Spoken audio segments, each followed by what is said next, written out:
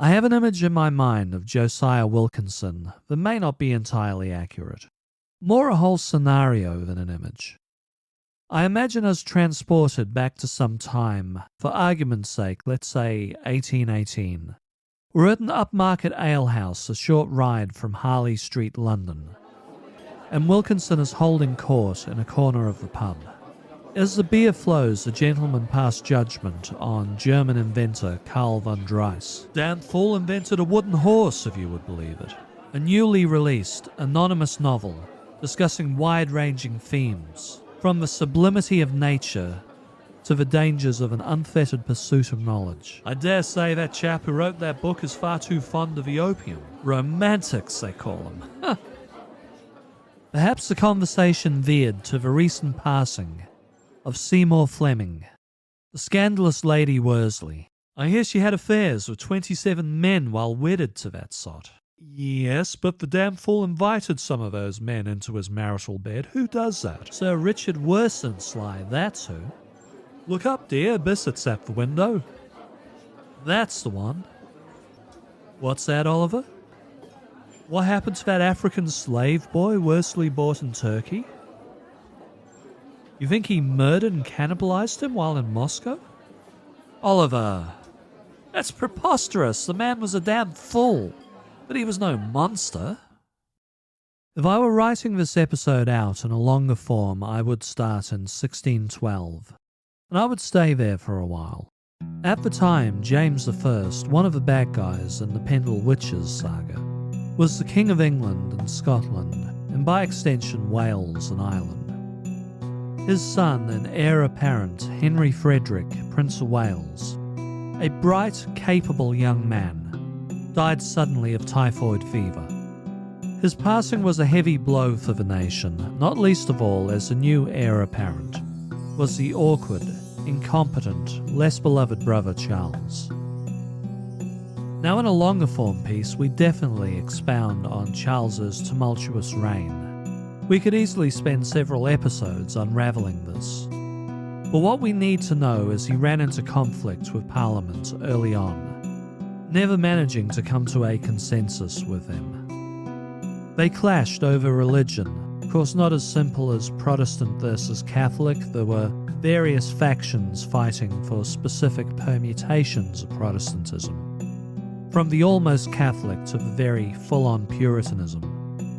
They clashed over failed attempts to bring Scotland and Ireland into line with the official religion of the nation. King Charles and the Parliament clashed over taxes, the long-held belief that kings had a divine right to rule a nation, and over what rights a rapidly growing middle class should be granted. There was also the perception the king was a warmonger, and of course the matter of George Villiers, the Duke of Buckingham. Villiers was reputedly a lover of Charles's father, James. He later became Charles's wingman in a clumsy attempted wooing of the Infanta Maria Anna of Spain. Villiers' assassination in 1628 robbed the new king of one of his most trusted supporters very early on, and it isolated him all the more. Having never been trained to rule until his early teens, he lacked the diplomatic skills to navigate in an explosive time. And while he could, and did dissolve Parliament on occasion, Parliament remained a necessity.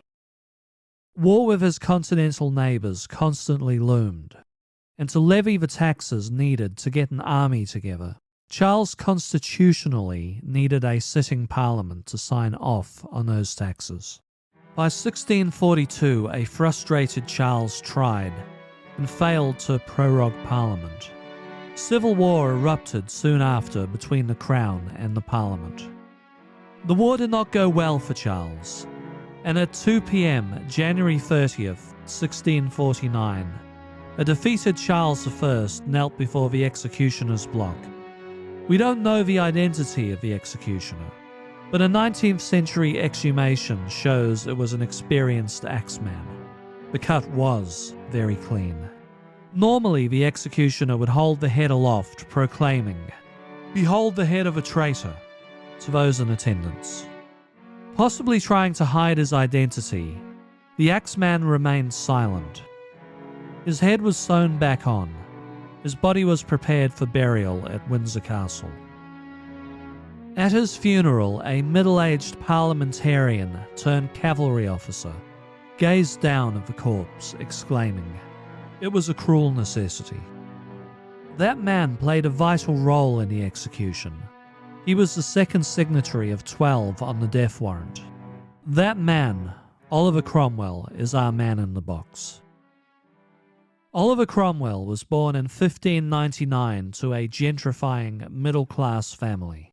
His grandfather made a small fortune from a brewery he established. The brewing side of the family married into the titled but disgraced forebears of Thomas Cromwell, a chief advisor to Henry VIII, who too faced the executioner's axe after falling foul of the king. Oliver studied at Sidney Sussex College in Cambridge, where he was introduced to puritanical thought. In 1620 he married Elizabeth Bourchier, a young lady from an influential Puritan family. Her uncles helped the young Cromwell into politics, helping him win a parliamentary seat in Huntingdon in 1628. Cromwell wasn't overtly religious, but then he slumped into a dark night of the soul in his late 30s. From early adulthood on, Oliver Cromwell suffered severe bouts of depression. He was often bedridden for days on end in a deep blue funk. The explanation we have is that he was convinced he was a sinner in a land full of sinners, and was destined to burn in hell for eternity. Oliver Cromwell had a complete nervous breakdown in 1638, and a spiritual awakening shook him out of it. Born again as a Puritan, he adopted the solipsistic goal of becoming the greatest man in the kingdom. Now, of doing a longer form piece on Cromwell, and again people could devote whole series to him, I'd go into detail about how his radicalism made him an ideal fit amongst the parliamentarians, about how he turned into an extremely capable fighter, rising through the ranks as a cavalryman, how he was given the task of building their new model army, his decisive leadership in the battles of Marston Moor in 1644, Naseby in June 1645, and Langport in July 1645, were instrumental in the defeat of the king, as were his murderous raids on towns that remained loyal to the king afterwards. And if we were doing a longer form piece, we most certainly would linger on his genocidal campaigns in both Scotland and Ireland, particularly in Ireland, where civilian deaths may have run in excess of 500,000 souls. He dissolved the Rump Parliament and then the Bare Bones Parliament following King Charles's execution. By 1653, feeling he had no other option available, Oliver Cromwell was declared Lord Protector of England, essentially a dictator for life. He instituted a network of major generals to enforce his regime.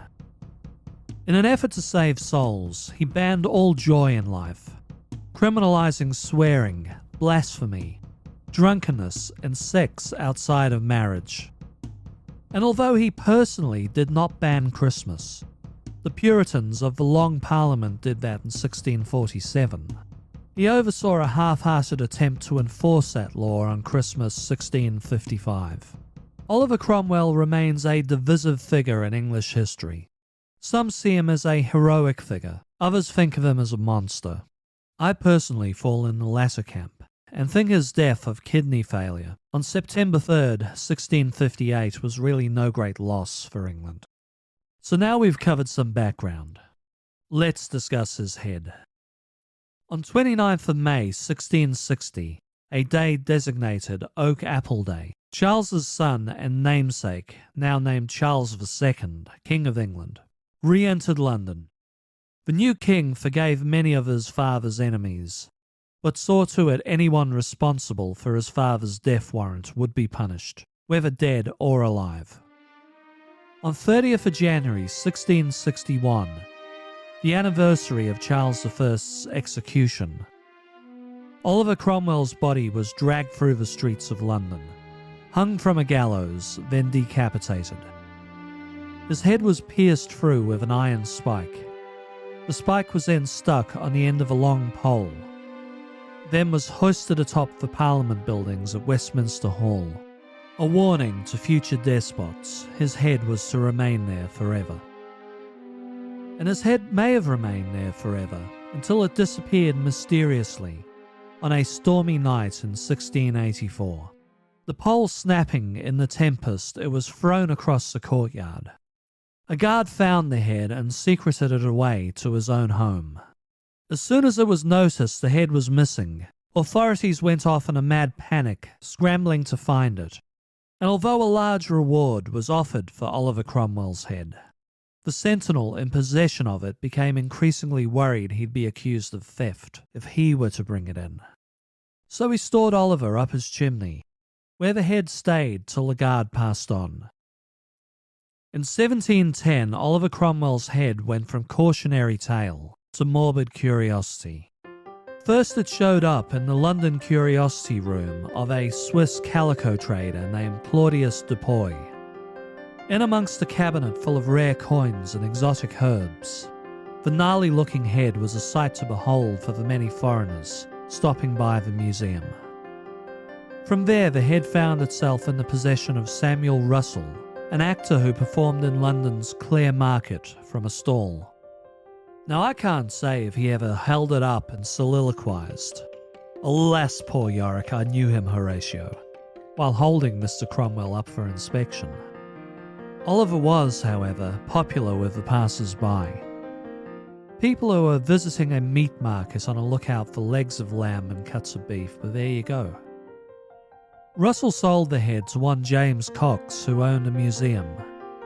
But Cox chose to exhibit the head only to his closest friends, and he in turn sold it to the Hughes family, who owned a museum full of Cromwell memorabilia. They, in turn, sold it to a surgeon named Josiah Wilkinson in 1814. The head became Wilkinson's prized property. He had an oak box made to exhibit it, and took to bringing his friend Oliver with him to the local pub. One wonders what Cromwell would have thought of becoming the centre of attention in the midst of all that boozing, swearing, laughing, and, one hopes, blasphemy. When someone doubted the Raggedy Head's provenance, Wilkinson took it out, pointing to the wart above the left eye. One friend noted of the head, "A frightful skull it is, covered with its parched yellow skin, like any other mummy, and with its chestnut hair, eyebrows, and beard in glorious preservation."